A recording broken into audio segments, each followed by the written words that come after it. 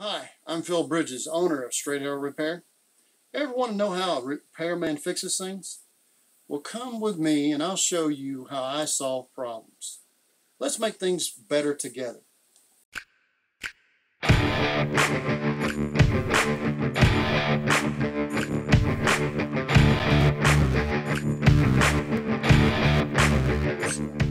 these are anchors and straps go to the frame. Generally, unless you're shorter and into concrete, it won't stop you.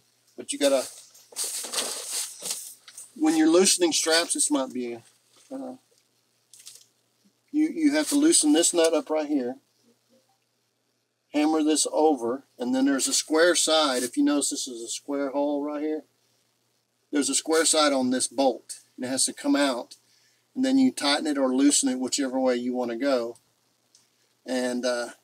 And then when you're ready to go back tight, you tighten it as much as you can to get, and then get it close to that where the square on the bolt will be fitting into that square hole, and you slide it over. Then you put your nut on, tighten it down, and it'll pull it into that square hole of this bolt. This bolt has a slit right in the middle of it.